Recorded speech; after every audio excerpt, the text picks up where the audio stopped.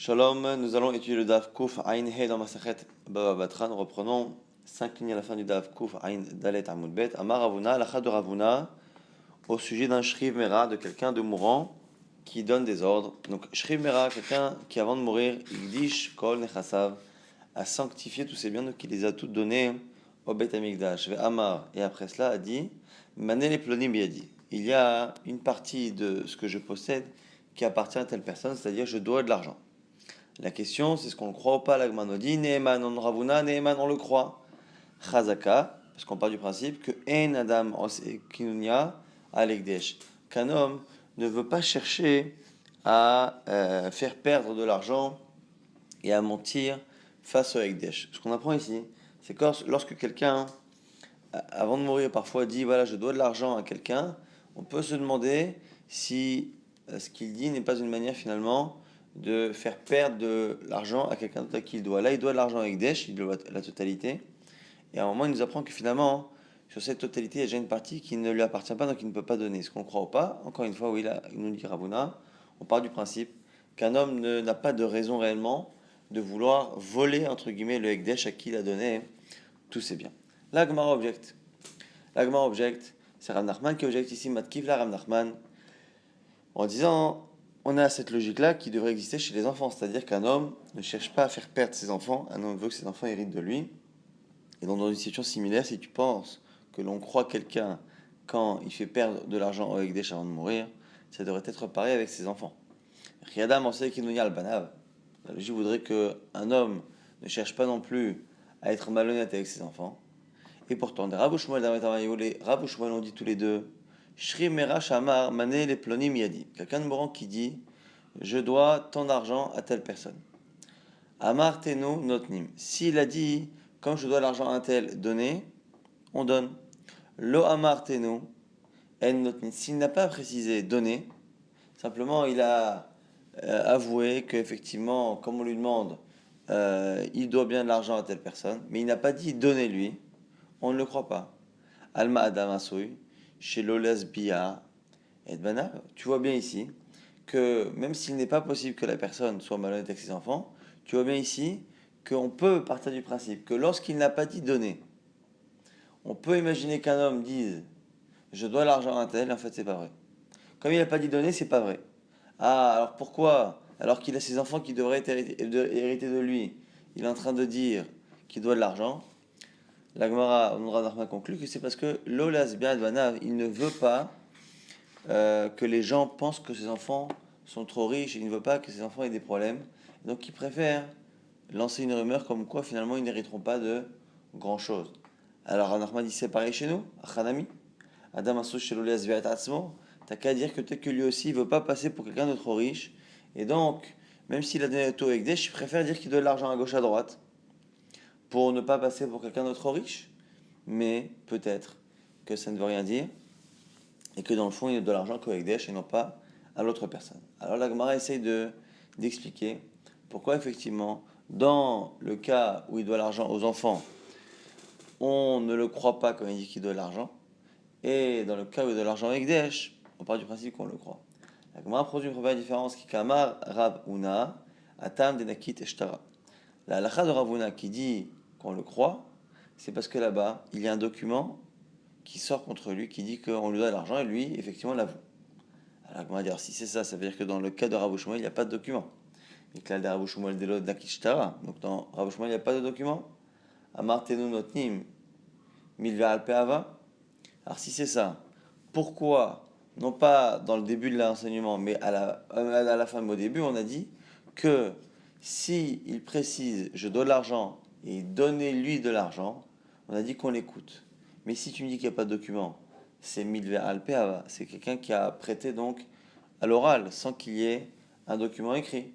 Pourtant, Rav Shmuel, Damret Tavayu, Rav Shmuel pensent tous les deux que milver alpe, eino govelo min yorshim, velo min alakuchot, que lorsque un prêt ne s'est pas fait avec l'écriture d'un document, on ne peut pas récupérer les biens chez les héritiers. Et donc, la Gemara ici nous explique qu'on ne peut pas dire que dans le cas de Rav Shmuel, il n'y a pas de document. Et la Mara Nachman, il dit Veididinakishtara. Alors tu as raison, dans les deux cas, il y a un document. Mais l'okashia, et il n'y a toujours pas de contradiction. Hadim Kuyam, Hadol Mekuyam. Un document est confirmé, l'autre ne l'est pas. Donc chez Ravuna il l'est, et pas chez Rav Shmuel. Pourquoi? Amar Tenu Kaim Elishtare. Quand il précise donner, c'est comme s'il était Mekaim le Shtar. Le Amar Tenu, Lo Kaim Elishtare.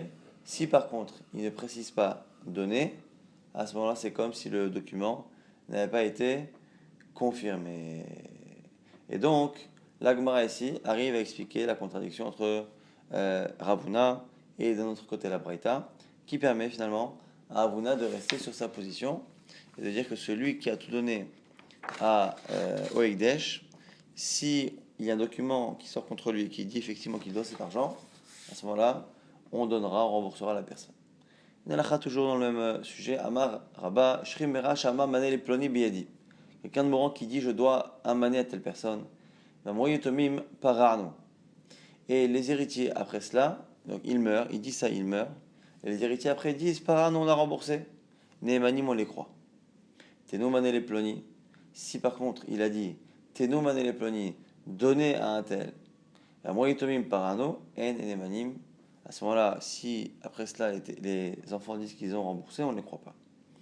Alors l'Agma a du mal à comprendre. On fait une distinction entre celui qui dit je dois de l'argent et celui qui dit je dois et donner. Et ce qu'on nous apprend ici, c'est que dans un cas on croit les enfants d'avoir remboursé, dans un cas on ne croit pas. Et étonnamment, c'est lorsqu'il a donné l'ordre clairement de le faire qu'on ne les croit pas quand ils disent qu'ils l'ont fait, et c'est quand ils ne donnent pas l'ordre qu'on les croit l'avoir fait. Et donc la Gemara s'étonne. La Gemara dit que l'appel Aya, mais de quoi parle-t-on ici? Ipram Istabra, c'est l'inverse qui serait logique. Amar, Tenoumane, si à la limite il a dit je dois l'argent et donner, il donne l'ordre, qui va des Pascavo les Milta, qui allait même des pareils, puisque leur père a tranché, a vraiment donné un ordre, on peut comprendre qu'il l'ait fait. Mais quand il a simplement dit Mané Ploni, bien dit je dois l'argent, qui va des Pascavo les Milta, puisqu'il n'a pas réellement ordonné, tranché, et qu'elle avait même de leur pareil, j'aurais pu dire à la limite qu'ils n'ont pas exécuté la volonté du père, et donc du coup, comment ici Rabat peut dire exactement l'opposé? La Itmar, Achi Itmar. Donc la Gemara ici peut faire modifier les paroles de Rabat. Shri Mera Shamar, Manele Ploni Beyadi. Celui qui est mourant et qui dit je dois de l'argent.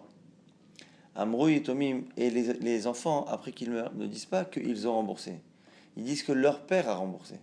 Chazav Amalano, Abba Pararti. Sachez qu'on n'a pas besoin de rembourser parce qu'après avoir donné cet ordre, notre père a dit qu'il a remboursé. Nehemanim, on les croit. Maïta Ama, pourquoi? Parce qu'il a trouvé Midkar. Parce qu'on part du principe qu'il s'est souvenu de la chose et qu'il a dit à voix haute, tiens, je dois l'argent à un tel. Et il ne comptait sur personne d'autre pour le faire que lui. Par contre, Teno Mané les Ploni. Par contre, effectivement, dans le cas où il a donné l'ordre, ça veut dire que lui pense qu'il n'aura pas le temps, la possibilité de le faire. Et comme il nomme quelqu'un, il est par contre moins probable que c'est lui qui l'ait fait tout seul. Donc, à Moïtomim, Chazav Amar Abba Parati, si le père avait donné l'ordre et que les enfants argumentent après que le père finalement l'a fait lui-même, là dans ce cas-là, En et Mani, on ne les croit pas. Des imita des parel ou Abba Amar Tenu. Pourquoi? Parce que si il avait déjà remboursé ou qui s'y comptait rembourser, il n'aurait pas donné l'ordre. Donc ici, selon certains, on parle d'un cas où en fait la personne dit après avoir dit qu'elle devait de l'argent, elle dit finalement j'ai déjà remboursé cela. Donc en fait, elle aurait dit à l'oral simplement, elle aurait mentionné, tiens, je me rappelle que j'ai emprunté à un tel, et ça on peut dire là-dessus que il peut dire après coup qu'il a déjà remboursé. Par contre, s'il dit donner, ça veut dire que ça n'a pas été remboursé, donc on ne les croit pas. Nouvelle Sheila, nouvelle question. Ba'er Rava pose une question. Shrimera Shaoda. Quelqu'un de mourant qui a avoué qu'il devait de l'argent. Mahou. Quelle est ici la question? Est-ce que lorsqu'il dit cette phrase-là, est-ce qu'il doit le dire en présence de deux personnes et il doit les nommer clairement témoins de son aveu? Est-ce que si il veut qu'il l'écrive sur un document, est-ce qu'il doit clairement les nommer, les missionner pour qu'ils écrivent le document ou pas? Alors Gemara explique la raison pour laquelle on se pose la question. Adam Mishate Besha'ad Mita, Adam Mishate Besha'ad Mita. Est-ce qu'un homme perd un peu la raison avant de mourir et donc on ne tient pas compte de ses paroles ou pas? Si on ne tient pas compte de ses paroles, il faut absolument qu'il rajoute des conditions, c'est-à-dire qu'ils disent écrivez ou qu'ils disent soyez mes témoins. Matar Debaya Adar Pashta, Rava lui-même qui pose la question après l'avoir posée, a donné lui-même la réponse. El Adam Meshate Beshad Mita, un homme ne perd pas la raison avant de mourir. Vedivrei Shrim Mera Ketuvim Mekimesurim d'amour, et au contraire, les paroles d'un Shrim Mera ont plus de valeur que celles d'un autre, et donc on part du principe qu'elles sont déjà écrites comme si c'était un document.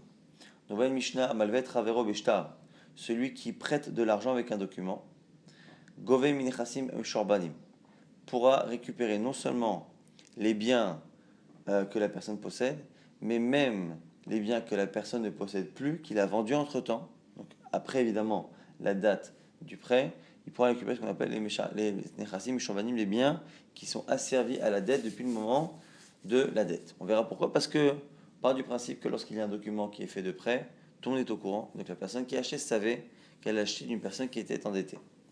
Allez Adim, si par contre il n'a prêté l'argent que devant deux témoins sans écriture d'un document, Govin Minechassim Benechorin, il ne peut récupérer que les biens disponibles, libres, mais pas les biens Mishorbadim. Otsia Alav Ktaviado, Sheu Chayevlo, celui qui sort un papier qui prouve qu'il lui donne l'argent, mais qui n'est pas un document dans le sens classique du terme, c'est vraiment une feuille sur laquelle il a écrit lui-même, par exemple, que l'autre lui donne l'argent et l'autre a signé. Ou un document dans lequel ils ont écrit tous les deux, mais il n'y a pas de témoin. Donc c'est pas un shtar, mais c'est un papier. Sheu Chayavlo, Gobe, Minechassim, Minechonim, là aussi c'est comme un prêt à l'oral, c'est-à-dire que la personne pourra récupérer les biens qui sont disponibles. C'est une preuve effectivement d'un prêt, mais ça n'est pas assez fort et ça n'a pas pu créer la rumeur telle que la personne qui a pu acheter les biens après était au courant. Donc du coup, il n'y a pas ici de possibilité de récupérer les nechassim shobadim. Lorsqu'on a ici à Arev un garant, on en a parlé quelques jours, un garant qui s'engage financièrement pour ce prêt, mais qui a posé sa signature après le prêt. Le prêt s'est fait tel jour, et quelques jours après, quelqu'un vient garantir ce prêt, mais après que le prêt ait été contracté, accepté et même lancé. Le prêteur ne pourra se faire rembourser chez le garant que des biens disponibles. C'est l'histoire un jour qui s'est passée devant Rabbi Ishmael. Et Rabbi Ishmael a confirmé en disant que le prêteur ne peut récupérer chez le garant que les biens disponibles. Amarlo Ben Nanas, un chacham qui s'appelle Ben Nanas lui a répondu, et non govelo minechassim mishorbadim, velo minechassim benechorim. Moi je pense qu'un Arev qui est venu à poser sa signature après le prêt ne s'engage en rien, on ne peut rien lui récupérer, ni les biens disponibles, ni ceux qui sont vendus. Amarlo, Rabbi Ishmael lui dit, Lama, pourquoi? À la réponse, Amarlo Ben Nanas, Are chonek et echad bashuk. On a ici un prêteur qui refuse plus ou moins de prêter. Il ne veut pas bashuk. Et on a un troisième qui vient et qui dit au prêteur qui refuse de prêter, il lui dit, écoute, anachlo, laisse-le, et moi je te rembourserai. À ce moment-là, patour, on dit que dans ce cas-là, il est patour de lui rendre. Alors, Michel, je me suis mal exprimé quand on dit ici qu'il est chonek, c'est-à-dire qu'il l'étrangle au sens propre du terme ici, c'est un malvé, un prêteur qui veut récupérer son argent. Celui qui veut absolument récupérer son argent. Et un troisième vient, il dit, écoute, laisse-le tranquille, t'inquiète pas, au pire, je te rembourserai, il est patour. Le troisième ne s'est pas engagé. Pourquoi? Chez l'or al-munato, il va où? Pourquoi? Parce que le garant n'a pas permis le prêt. Le prêt ne s'est pas fait grâce au garant. Et là, Ezeo Arev chez Chayav. Mais donc, nous dit quel est le garant qui lui s'engage? Alveu Vanyotenlar, celui qui dit avant le prêt, prête-lui, je te rembourserai. Et donc, il est à l'origine de l'acceptation du prêt. Chayav Sheken Alepi Munato, il va où? Effectivement, il est Chayav, car c'est sur sa parole, la confiance qu'on a en lui, qu'il est Chayav. Ça, c'est Ben Anas qui lui pense qu'un Arev ne peut être engagé financièrement que s'il a permis le prêt et non pas s'il est venu apposer sa signature et sa garantie après. Rabbi Ishmael dit au sujet de Ben Anas, celui qui veut devenir chacham, celui qui veut devenir sage, plein de connaissances, doit étudier la lachot qui sont liées aux problèmes financiers, donc faire chazara de Baba Kama, Baba Mitzia et Baba Batra, she'encha mikzoa Batora yotemehen, car il n'y a rien de plus grand, de sujet plus grand dans la Torah que She'en kemayan anovea, car c'est comme finalement une source d'eau jaillissante qui finalement ne se termine jamais. Et alors, tu sais, chez Asok Benin Mamonot, Ishmesh et Shimon ben Nanas, et celui qui veut bien comprendre ces sujets-là, doit aller voir Shimon ben Nanas, celui qui s'est opposé à Rabbi Ishmael ici, qui a dit que le garant n'est pas du tout engagé ni sur les biens disponibles, ni sur ceux qui sont vendus. Maintenant, au sujet justement de cet engagement de Nechassim et Shorbanim, celui qui prête de l'argent, on a dit, celui qui emprunte engage tous les biens qu'il possède, et même si les biens sont vendus ultérieurement, le prêteur pourra les récupérer, les biens qui sont vendus. Alors, Amar Ola nous dit, Dvar Torah Echad Malve Mishtar Echad Milva Alpe Gove Nechassim et Shorbanim. Lui dit Ola, Minatora, tous les prêts normalement devraient engager les biens immobiliers et donc permettre de récupérer les biens s'ils sont disponibles ou même s'ils ont été vendus entre temps. Maïta Ama, pourquoi je dis ça? Chez Abouda de Oraita. Car moi je pense là que la notion d'engagement, d'hypothèque des biens immobiliers lors d'un prêt est une notion qui est enseignée par la Torah, qui fonctionne minatora. Ah, alors pourquoi dans la Mishnah on a fait une distinction? Et on a dit que si le prêt ne s'est pas fait avec un document, simplement avec des témoins, on n'applique pas cela, alors c'est minatora. Pour ne pas faire perdre d'argent aux acheteurs. Alors, on va dire, Iachim, ici c'est cela, Milva Beshtanami, pourquoi ne pas faire cela aussi lorsqu'il y a un document? Atamiho, Niho, parce que comme dans un document, en général, les gens de la ville sont tous au courant, c'est finalement l'acheteur qui a acheté un terrain. Et il savait, grâce à la rumeur qu'il y a eu lors de l'écriture du document, que cette personne-là était engagée à rembourser une certaine somme et qu'il était possible que du coup on lui récupère ce terrain. C'était à lui de négocier le prix du terrain, c'était à lui de négocier une certaine clause dans l'achat du terrain de telle sorte à ce qu'on le rembourse. Et donc, c'est lui qui a pris ce risque-là. Alors que dans le cas où il n'y a pas de document, il n'y a pas forcément de connaissance de la chose, et là il y a vraiment des pertes. Donc c'est pour ça nous dire, oh là, que même si Minatora, on devrait appliquer cette idée-là partout, ici on ne le fait pas dans le cas où la personne ne pouvait pas savoir pour pas qu'il y ait de pertes. Maintenant, Rabat a une vision tout à fait opposée. Lui dira qu'au contraire, Minatora, jamais on devrait récupérer les biens qui ont été vendus. C'est les sages qui l'ont fait dans certains cas. Rabat Amar, Dvar Torah Echad Milva Beshta, Echad Milva Alpein Ogove Ela Minechasim Benechorin. Selon Rabat, au contraire, Minatora, que le prêt se fasse avec un document ou sans document avec des témoins, ça ne change strictement rien. Normalement, on ne devrait jamais pouvoir récupérer en tant que prêteur des biens autres que les biens qui sont disponibles. Matamamru, pourquoi? Parce que Maïtarama, Shibuda, l'Abdoraita, parce que selon moi, l'engagement des biens, même s'ils sont vendus, n'est pas une notion de la Torah. Ou Matamamru milva beshtar gobe min chasim shobani. Pourquoi les Chachamim auraient inventé cette idée-là dans certains cas? Kede shelot ina'ol delet bifnelovim, pour faciliter les choses au prêteur et donc indirectement faciliter les choses à l'emprunteur de telle sorte à ce que les gens qui veulent de l'argent puissent en trouver plus facilement parce que finalement on a sécurisé les prêteurs qui savent qu'à partir du moment où, au moment où ils prêtent, la personne possède un terrain, il dit voilà, à partir du moment où il possède un terrain maintenant, moi je sais que ce terrain-là pourra me servir à me rembourser. Qu'il le garde, qu'il le vende ou quoi que ce soit, ce terrain-là existe, je sais que finalement je serai remboursé, alors que sinon on a peur que les prêteurs se disent voilà, je prête de l'argent maintenant, aujourd'hui il a une maison, aujourd'hui il a un terrain, mais qui me dit que demain il ne va pas la vendre et se retrouver insolvable. Et donc du coup c'est pour ça que les Chachamim auraient inventé cela. Si c'est ça, pourquoi on ne dit pas la même chose pour l'emprunt qui se fait sans document? Là, m'a dit que là-bas il n'y a pas de rumeur, pas de colle, et donc du coup on fait des pertes encore une fois à ceux qui ont acheté. La Gemara s'étonne. Miyama Rabba, est-ce que Rabba peut dire cela? Que chez Abouda c'est pas d'Oraita. La Rabba, pourtant Rabba dit Gabou Karka. Yeshlo, Gabou Marot, Enlo. Ici on nous parle du Bechor. Lorsque quelqu'un décède, on a vu à plusieurs reprises, le Bechor doit récupérer dans l'héritage une double part. Et on nous dit quoi?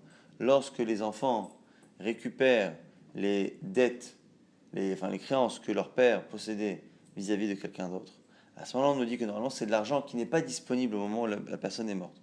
Et donc, l'aîné ne doit pas avoir double part. L'aîné a double part dans ce que le père possède au moment de sa mort, et non pas dans l'argent à venir. Tout ce qu'il possède, et non pas ce qu'il va posséder. Mais on fait une distinction.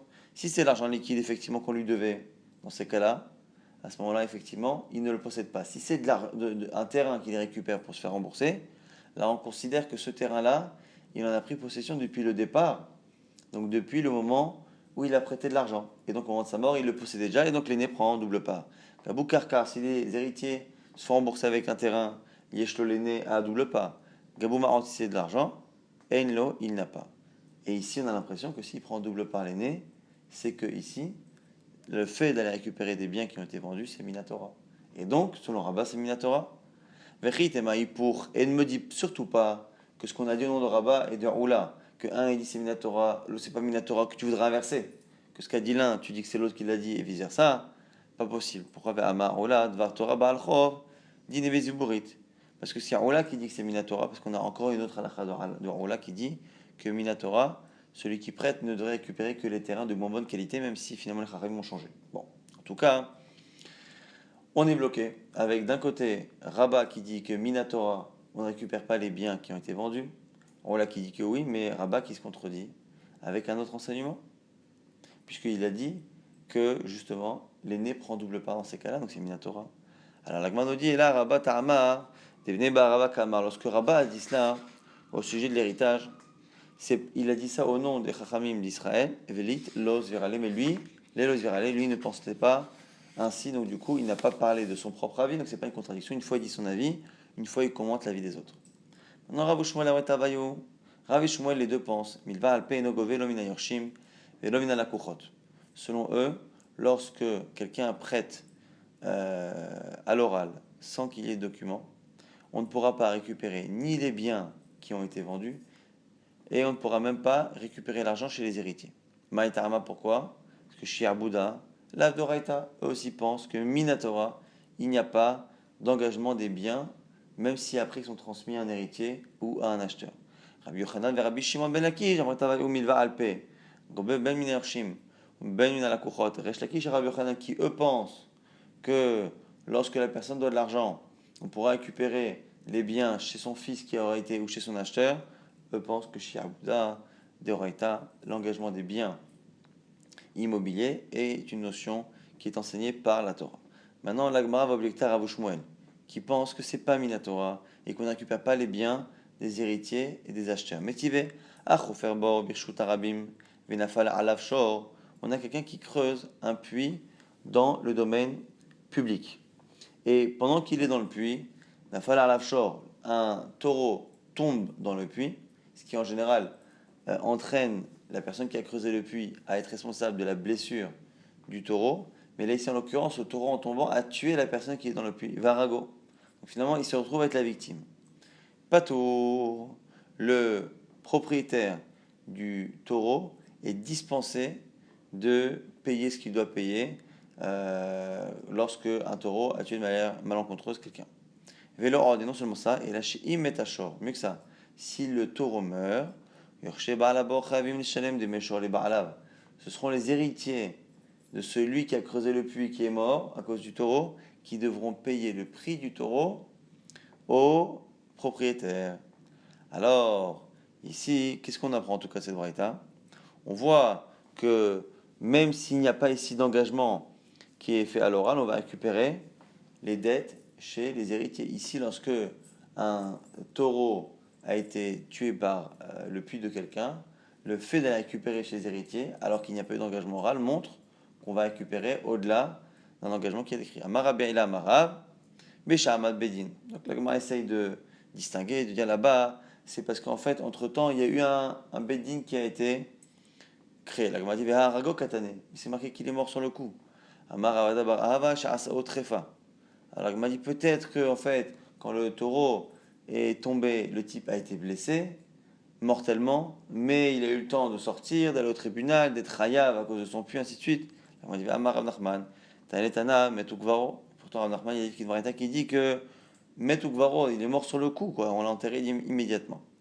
La Gemara dit quoi? Atam de Yadve de Apuma de Vera, Vechivu. Donc la Gemara, essaye d'être métaré de manière un peu bizarre en disant qu'en fait, au moment même où le taureau est tombé, il y avait trois juges qui étaient présents et qui ont dit du coup que celui qui a creusé le puits était Chayav. Et c'est pour ça qu'à ce moment-là, il y a eu réellement un engagement qui s'est fait pour la personne au sujet du taureau qui était tombé. Et donc c'est comme si c'était quelque chose d'écrit. Et donc, à ce moment-là, les héritiers pourront on pourra réclamer aux héritiers cette somme d'argent. C'est pour ça que ça n'est pas une contradiction à Rav Shmuel, même si c'est une réponse qui est assez tirée par les cheveux. En tout cas, la Gemara a conclu à Maraf Papa, il cheta la lacha, milva alpe gobe mina yorshim, veno gobe mina lakuchot. Finalement, on fait une sorte de pshara. Quand on prête de l'argent à l'oral sans document, on récupère l'argent chez les héritiers, mais non pas chez les acheteurs. Gobe mina yorshim kede shelotina ol deled bifnilovim. Pourquoi on fait entre les deux? On permet de récupérer chez les héritiers pour rassurer les prêteurs et donc faciliter la possibilité pour les emprunteurs d'avoir des gens qui leur prêtent de l'argent, pour pas que la personne se dise attends mais il suffit que le type décède et que son fils hérite pour que je ne puisse pas réclamer mon argent. Veino govemina la kuchot, d'élite les kalam, mais par contre on a dit on ne récupère pas les biens qui ont été vendus parce que le pauvre acheteur, lui, se retrouve à être perdant s'il a acheté et qu'il n'a pas entendu parler de ce prêt, puisque ce prêt n'a pas causé une rumeur, puisqu'encore une fois, il n'y a pas eu justement de document. On va assez rapidement tenter de résumer ce qu'on a vu dans ce DAF. Alors, on a vu que lorsque quelqu'un donnait tout son argent avec Daesh, et qu'après il disait finalement il devait de l'argent à quelqu'un, on part du principe que la personne n'a pas de raison d'être malhonnête, de faire perdre de l'argent avec Daesh, et qu'il doit après de l'argent. On a vu que quelqu'un qui est mourant et qui a dit je dois de l'argent, j'ai emprunté de l'argent à quelqu'un, et si ses enfants disent en fait il a dit ça mais il avait déjà remboursé, on les croit. Si par contre il a dit j'ai emprunté un tel et rendez-lui, remboursez-le, si après ils disent en fait il avait déjà remboursé, évidemment qu'on ne les croit pas. On a fait une distinction selon Rav ou Shmuel, lorsque l'on a deux personnes qui empruntent de l'argent et qu'il n'y a pas justement de document qui est signé, selon eux, on pourra récupérer ni les biens qui ont été hérités par les enfants, ni les biens qui ont été vendus. Selon Rabbi Yochanan Resh Lakish, c'est l'inverse. Et c'est lié à la discussion, est-ce que finalement, le fait que les biens soient engagés même quand ils changent de propriétaire, est-ce que c'est Minatora ou est-ce que c'est Midera Banane? Donc Rabbi Shmuel disent que ni l'un ni l'autre, selon Rabbi Yochanan Resh Lakish, à la fois l'un à la fois l'autre, et on avait vu à la fin, selon Rav Papa, que l'alacha est qu'on récupère des héritiers, mais on ne récupère pas de ceux qui ont acheté. Par contre, si il y a un document, tout le monde est d'accord qu'on récupère à la fois les biens qui ont été achetés, à la fois même chez les héritiers, à partir du moment où il y a eu, encore une fois, un document Kadat Vekadin. On a conclu également dans la souga précédente qu'un homme ne perdait pas la tête avant de mourir, et donc ce qu'il disait a priori, c'était non seulement censé, mais c'était même comme si c'était écrit et signé, donc il n'y a pas besoin de dire vous êtes mes témoins, il n'y a pas besoin de dire écrivez un document, que c'est Kemassour, c'est comme si c'était écrit donné au Beddin.